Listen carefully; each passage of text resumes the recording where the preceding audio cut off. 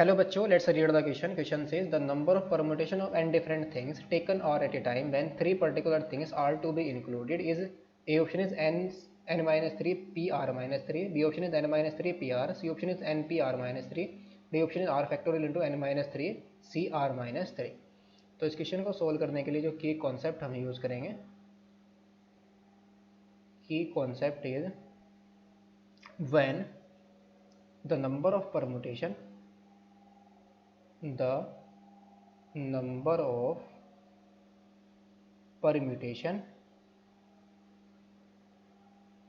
of n things taken all at a time, यानी कि हमें n थिंग्स में से और n थिंग्स को अरेंज करना हो तो कितने तरीके से अरेंज कर सकते हैं, n फैक्टोरियल बेस में अरेंज कर सकते हैं, और the number of combination of n things taken or at a time is equal to क्या होता है NCR, that is n factorial upon r factorial और into n minus r factorial. that is n things में से हम r things को कितने तरीके से सेलेक्ट कर सकते हैं, NCR बेस में हम इनको सेलेक्ट कर सकते हैं. नाउ यहाँ पर जो टोटल नंबर ऑफ थिंग्स है हमारी कितनी है, total number of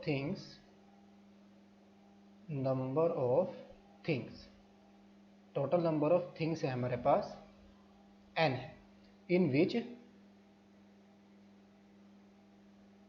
which three things are included. Three things तो हमें इंक्लूड करनी ही करनी है, उनको तो हम यहाँ पर छोड़ नहीं सकते. 3 things are to be included. तो अब हमारे पास जो रिमेनिंग थिंग्स बची, रिमेनिंग हमारे पास कितनी बची n-3. अब n-3 में से हमें कितनी सेलेक्ट करनी है, टोटल तो हमें r को अरेंज करना है n में से, तो 3 तो हमने इंक्लूड कर ली, तो हमारे पास अब कितनी थिंग्स बची, n में से 3 को माइनस कर देंगे और कितनी सेलेक्ट करनी है, वहाँ से हमें n-3 को सेलेक्ट करना है और फिर उनको अरेंज भी करना है.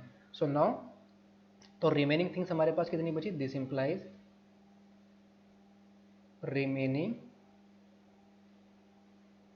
रिमेनिंग थिंग्स कितनी बची हमारे पास n-3.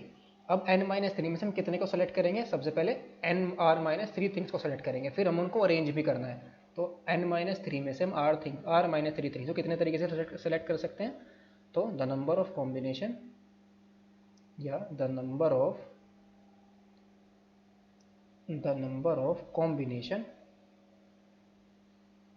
कितने कॉम्बिनेशन बनेंगे, यानी कि n-3 थिंग्स में से हमें r-3 थिंग्स को सेलेक्ट करने के कितने रिक्वायर्ड वेज होंगे, the number of combinations is equal to क्या आ जाएगा, n-3 cr-3.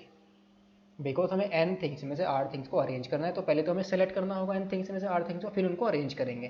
तो लेकिन 3 थिंग्स हमने इंक्लूड कर ली, तो हमारे पास कितनी थिंग्स बची, n-3. अब हम कितनी सेलेक्ट करेंगे, उनमें से r-3 को सेलेक्ट करना पड़ेगा, तभी तो हमारे पास टोटल r बनेंगे. तो n-3 में से हम r-3 थिंग्स को कितने तरीके से सेलेक्ट कर सकते हैं, n-3 cr-3. एंड अब हमारे पास कितनी थिंग्स हो गई, r-3 तो हमने यहाँ से सेलेक्ट कर लिया n-3 में से, 3 थिंग्स ऑलरेडी इंक्लूड थी, तो कितनी हो गई टोटल r. अब इनको भी तो हम अरेंज करेंगे, तो कितने तरीके से अरेंज कर सकते हैं, r थिंग्स को कितने तरीके से अरेंज करेंगे, टोटल थिंग्स को सेलेक्ट करने के बाद, यानी कि but and these are things